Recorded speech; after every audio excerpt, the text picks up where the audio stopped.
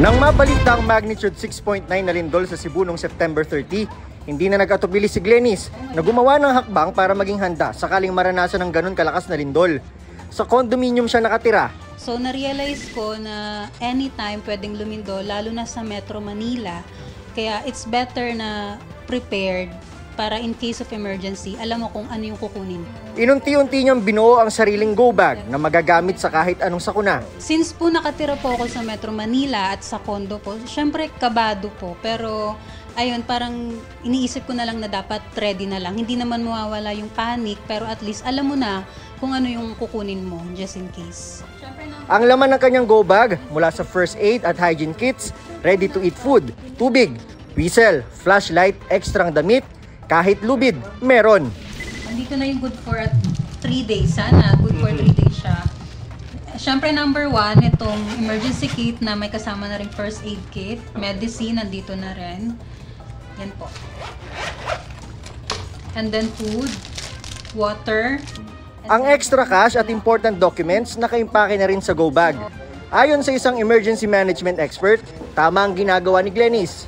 Preparedness is the key to survival, and your amount of preparedness will determine your chance of survival. Pag sinabi mong disaster, meron kang mismatch ng situation versus dun sa resources mo. Sa paghahanda ng go bag, isaalang-alang daw ang rule of threes.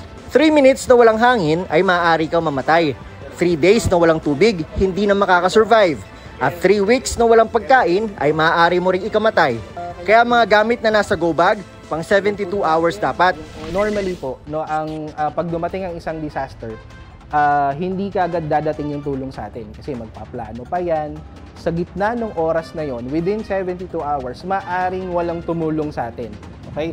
So yun yung critical na oras na kung saan magde-determine kung makakalabas ba tayo or mabubuhay ba tayo or magsusurvive ba tayo sa loob ng isang emergency. Wala raw problema kung may kanya-kanyang go bag ang bawat miyembro ng pamilya at kahit pet. Bukod sa basic needs, dapat din may kakayahang gumawa ng paraan sakaling maubos ang mga laman nito, gaya ng tubig. This is a type of any pet bottles lang yan. Ginupit lang namin yung taas para yung underneath itong itong part na to. So lalagyan mo siya ng pang-filter dito. Tapos ilagay mo siya dito, then pour in the water. Okay, so mafi-filter mo na kagad yung mga sediments dito. This one is another filtering device. Okay, kung saan pwede kang uminom from a not clean source of water. Pag nilagay mo to, pwede kang uminom directly kasi magfi-filter na siya dito.